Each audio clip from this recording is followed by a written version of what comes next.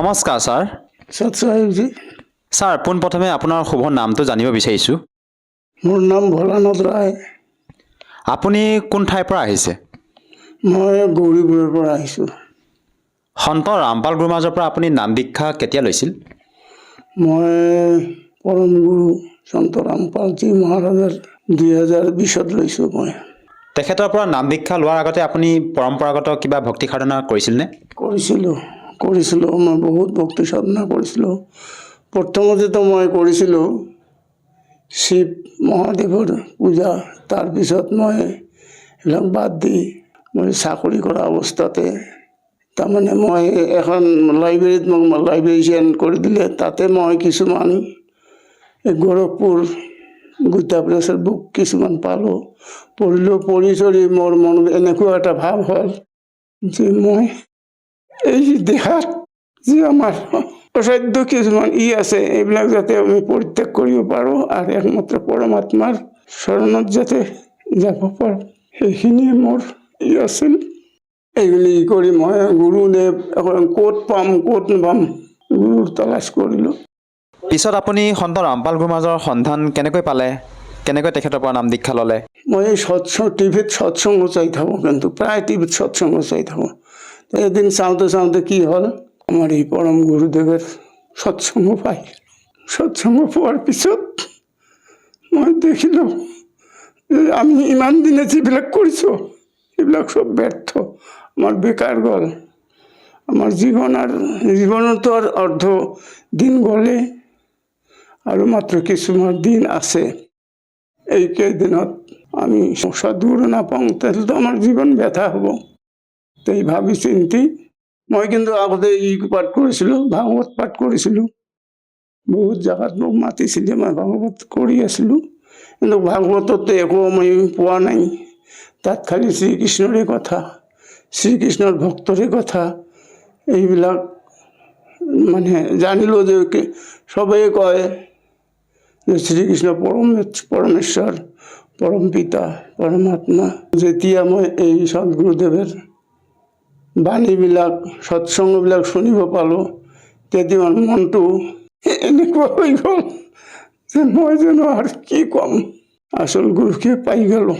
এইবুলি ভাবি মই চব ত্যাগ কৰিলোঁ।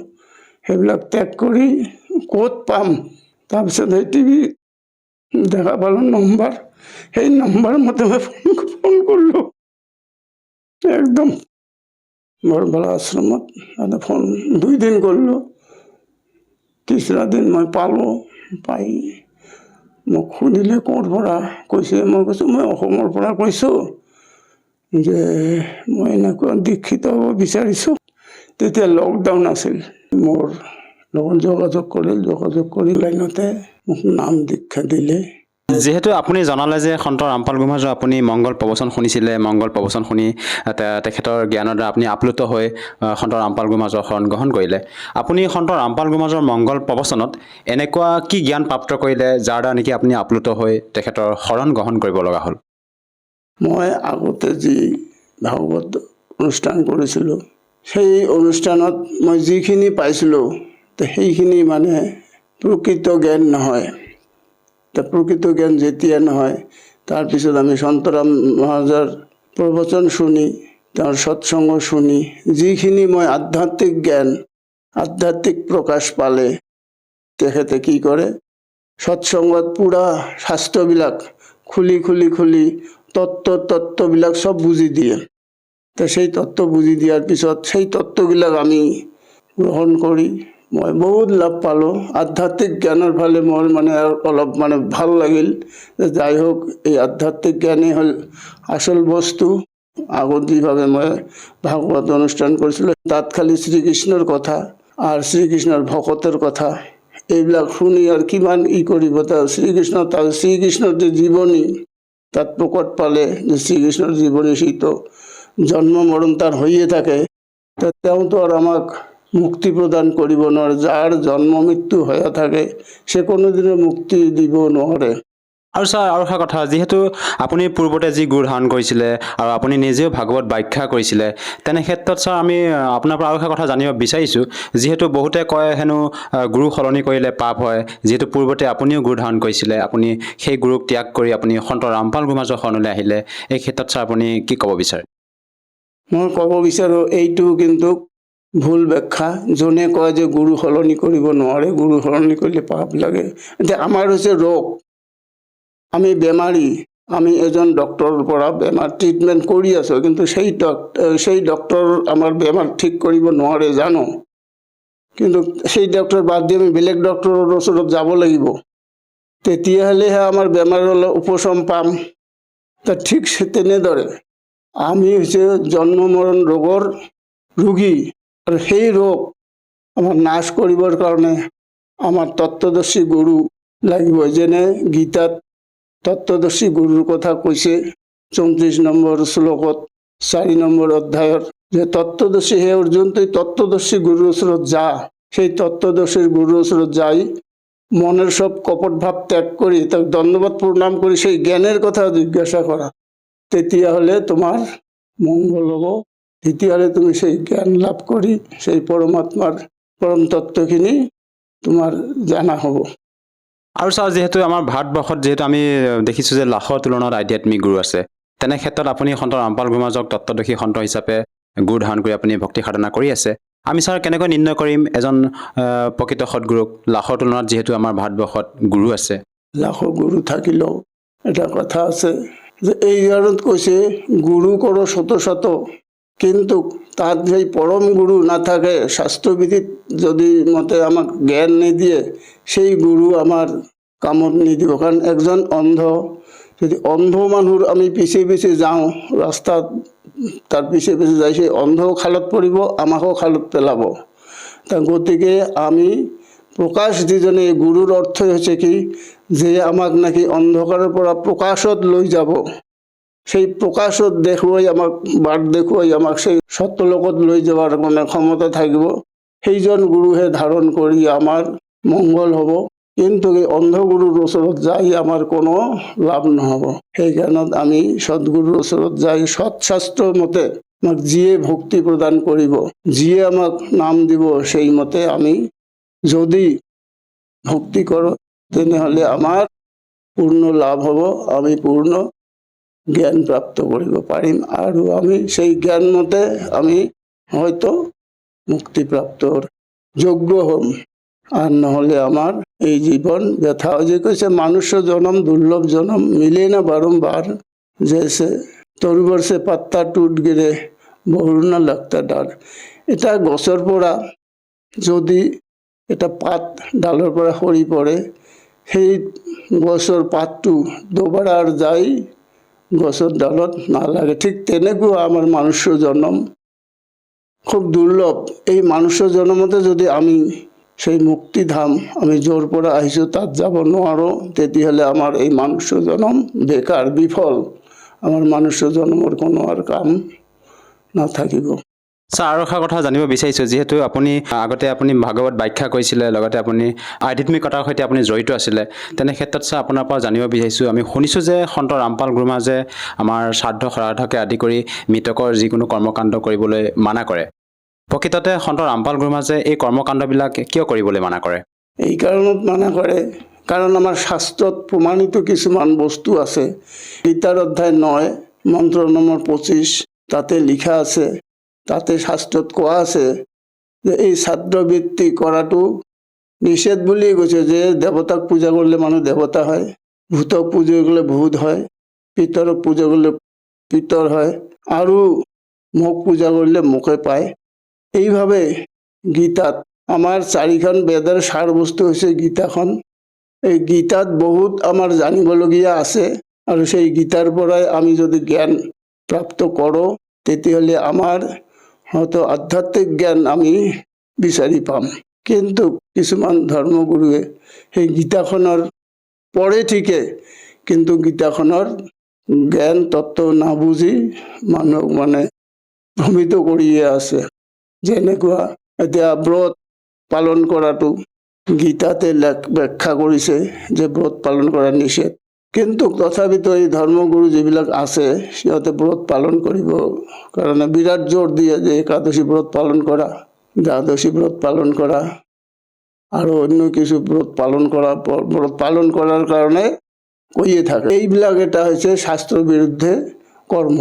এই জন্যে শাস্ত্ৰৰ বিৰুদ্ধে কৰ্ম হলেও এই জন্য শাস্ত্ৰ গীতাখনতে কৈছে শাস্ত্ৰৰ বিৰুদ্ধে যে কৰ্ম কৰে তাৰ কোনো না সুখ হয়, না শান্তি হয়, না তাৰ সিদ্ধি হয়, না তাৰ পৰম গতি হয়।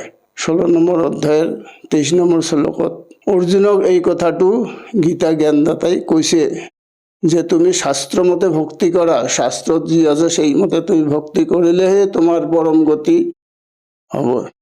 আৰু ছাৰ এই কথাষাৰ আমাৰ দৰ্শকসকলে কেনেকৈ মানি ল'ব যে আপোনালোকৰ গুৰু সন্ত ৰামপাল গুৰুমাজে শাস্ত্ৰানুকূল ভক্তিবিধি প্ৰদান কৰিছে, বাকী ধৰ্মগুৰুসকলে শাস্ত্ৰৰ বিপৰীতে ভক্তিবিধি প্ৰদান কৰি আছে, এই কথাষাৰ ছাৰ কেনেকৈ মানি ল'ব? আমি মানি ল'ব লাগিব, কিন্তু বেলেগ ধৰ্মগুৰু যিবিলাকে কথাবাচক যিবিলাকে আছে কোনোদিন কোনো শাস্ত্ৰ এখন খুলি নেদেখুৱায়। কাৰণ সিহঁতে শাস্ত্ৰৰ বিষয়ে জানিলেহে সিহঁতে শাস্ত্ৰ খুলি দেখুৱাব যে বেদত কি আছে, গীতাত কি আছে, পুৰাণত কি আছে, বেলেগ শাস্ত্ৰত কি আছে। তো এইবিলাক সিহঁতে কোনোদিনও খুলি নেদেখুৱায়, খালি মাত্ৰ মুখেদিয়ে কৈ থাকে। কিন্তু সেইমতে সিহঁতে মানে ইহঁতৰ ভকতবিলাকো বা শিষ্যবিলাককো সেইমতে ভক্তি নিদিয়ে আৰু সেইমতে সিহঁতে নিজেও নচলে। কিন্তু আমাৰ সেই পৰম গুৰুদেৱে তেওঁ নিজেও সেইমতে কাম কৰে আৰু ভকতবিলাকক শাস্ত্ৰ খুলি খুলি একদম আঙুলিয়াই দি কৈ থাকে যে এইটো এই বস্তু, এইটো এই বস্তু, এইমতে চলিবা, এইমতে তোমাৰ, তেতিয়াহ'লে তোমাৰ মৰ্যাদা ঠিকে থাকিব, তেতিয়াহ'লে তুমি সেই পৰম গতি লাভ কৰাৰ। ছাৰ, যিহেতু আপুনি আপোনাৰ অনুভৱ দাঙি ধৰিলে, আপুনি আধ্যাত্মিকতাৰ সৈতে জড়িত এজন ব্যক্তি আৰু আপুনি পূৰ্বতে যিবিলাক সাধনা কৰিছিলে তাৰ দ্বাৰা আপুনি সন্তুষ্ট নাছিলে, আমি এতিয়া আপোনাৰ সেই অনুভৱ জানিব বিচাৰিম। যিহেতু আপুনি সন্ত ৰামপাল মহাৰাজৰ পৰা নাম দীক্ষা লৈ বৰ্তমান ভক্তি সাধনা কৰি আছে, আমি শুনিছোঁ যে সন্ত ৰামপাল গুৰুমাজৰ পৰা নাম দীক্ষা লোৱাৰ পিছতে সাধকে বিভিন্ন ধৰণে লাভ পায়। আপুনি ছাৰ পাৰিবাৰিকভাৱে অন্য আৰু কিবা লাভ পাইছেনে ছাৰ?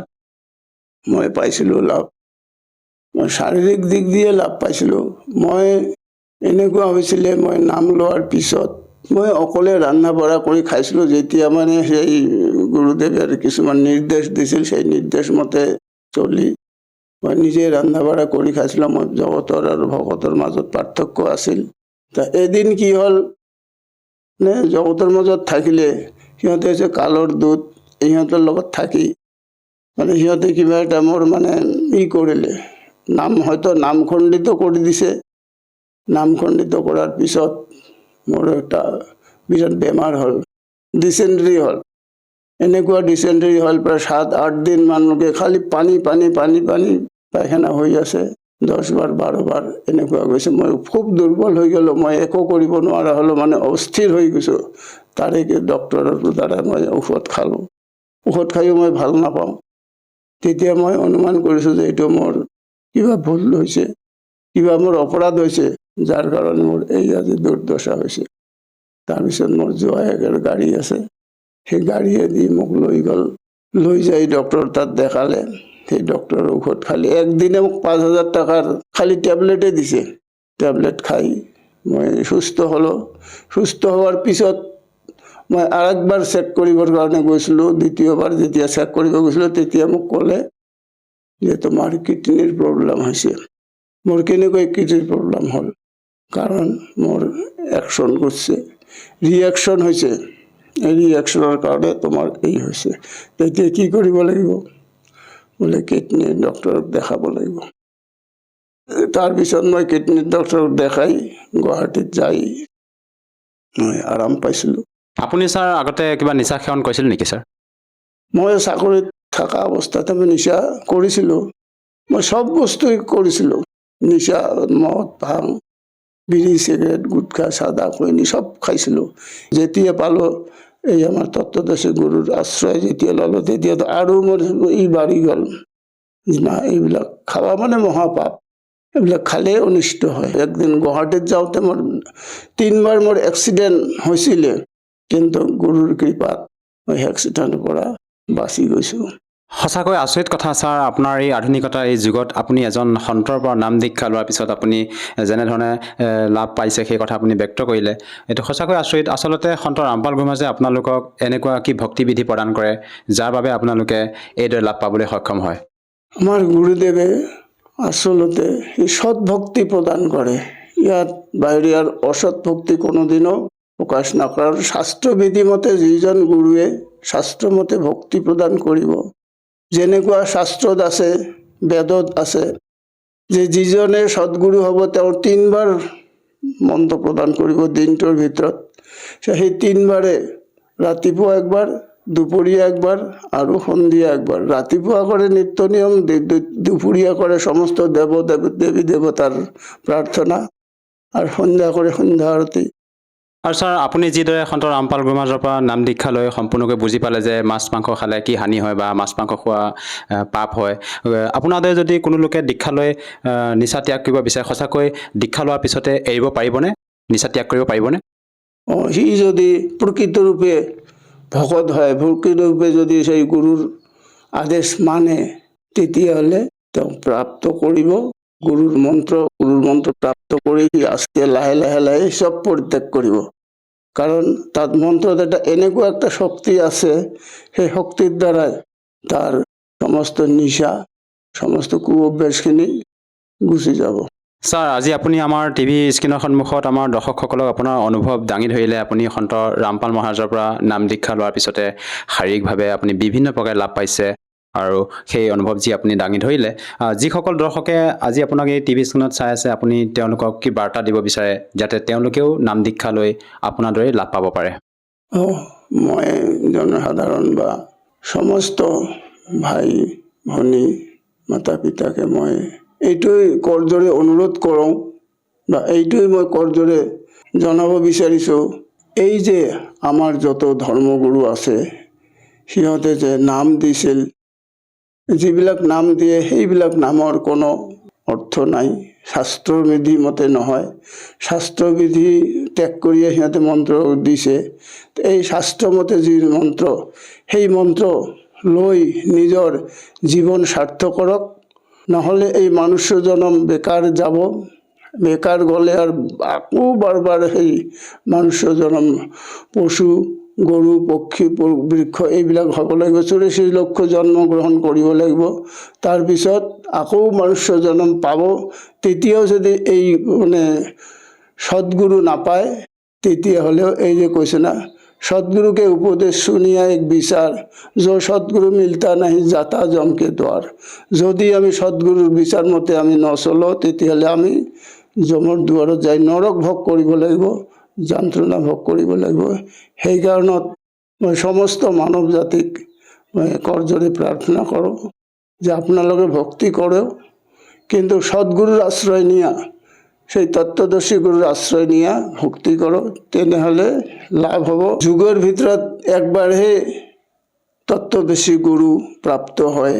তা বৰ্তমান যুগত আমাৰ সেই তত্ত্বদৰ্শী গুৰু হৈছে সন্ত ৰামপালজী মহাৰাজ। তেওঁ বৰ্তমান বহুত কেইটা আশ্ৰম খুলিছে, বৰ ডাঙৰ ডাঙৰ আশ্ৰম খুলিছে। সেই আশ্ৰমত আপোনালোকে যদি সময়মতে বা কিবা উৎসৱত যায়, তেতিয়াহ'লে আপুনি নিজেই দেখিব পাব যে লাখ লাখ মানুহ কেনেকৈ ভাণ্ডাৰা কৰি আছে, কেনেকৈ তাক দীক্ষিত কৰি আছে বুজি পাব। আৰু সেই গুৰু যদি আমি হাতছাড়া হৈ যাওঁ এইবাৰ, তেতিয়াহ'লে আৰু আমি দ্বিতীয়বাৰ এই গুৰু আমি নাপাম। কাৰণ একবাৰহে আহে সেই গুৰু, সেই তত্ত্বদৰ্শী গুৰু জনমত বা এই যুগত একবাৰহে পোৱা যায়, বাৰ বাৰ সি আহি নাথাকে। ইয়াৰ বহুদিন আগতে 600 বছৰ আগতে আহিছিল আমাৰ পৰমাত্মা পৰমেশ্বৰ কবিৰদেৱ বুলি, 600 বছৰ আগতে আহিছিল। সেই পৰমেশ্বৰৰ স্বৰূপ আমাৰ তত্ত্বদৰ্শী সন্ত ৰামপালজী মহাৰাজ বৰ্তমান আছে। আৰু এই বৰ্তমান এই থকা সন্ত ৰাম মহাৰাজৰ ওচৰত যদি নাম দীক্ষিত লৈ নিজৰ জীৱন শুধৰণি নকৰে, তেতিয়াহ'লে আৰু নাপাব। এই সুযোগ আৰু পোৱা মুস্কিল হ'ব, কাৰণ বাৰ বাৰ নাহে তত্ত্বদৰ্শী গুৰু। ছাৰ, যিহেতু আপুনি তেখেতৰ পৰা নাম দীক্ষা গ্ৰহণ কৰি আজি উপকৃত হ'লে, আৰু যদি কোনো লোকে নাম দীক্ষা লৈ উপকৃত হ'ব বিচাৰে, সহজভাৱে কেনেকৈ নাম দীক্ষা ল'ব পাৰিব? সহজভাৱে নাম দীক্ষা আজিকালিতো অসমত নহয় গোটেই বিশ্বতে আমাৰ সন্ত ৰামপালজী মহাৰাজৰ নাম দীক্ষা কেন্দ্ৰ খুলিছে। তাতো কেন্দ্ৰ খুলিছে যেতিয়া সেই কেন্দ্ৰত যায়ো নাম দীক্ষিত হ'ব পাৰে। আৰু নহ'লে যদি ক'তো ওচৰে পাঁজৰে নাম দীক্ষা কেন্দ্ৰ নাই তেতিয়াহ'লে টিভি চেনেলত চাব, সাধনা টিভিত, তাতে সেই প্ৰভুৰ প্ৰবচন আহে, সৎসংগত তাতে নাম্বাৰ আহে, ফোন নম্বৰ, সেই ফোন নম্বৰ মতে ফোন কৰিব। ফোন কৰিলেই আপোনালোকৰ উত্তৰ আহিব। সেই উত্তৰ মতে আপোনালোকে জানি পাব যে আমি তাত গ'লে আমি নাম দীক্ষা ল'ব পাৰিম। আৰু নাম দীক্ষা লওঁতে ছাৰ তাত কিবা টকা পইচা দিব লগা হয় নেকি? কোনো এক পইচা টকা পইচা দিব নালাগে। নাম দীক্ষা লওঁতে মাত্ৰ গুৰুৰ আদেশ আখৰে আখৰে পালন কৰাটাই হৈছে কৰ্তব্য। তাত কোনো পইচা দিব নালাগে। ধন্যবাদ থাকিল ছাৰ। সৎ চাহেব।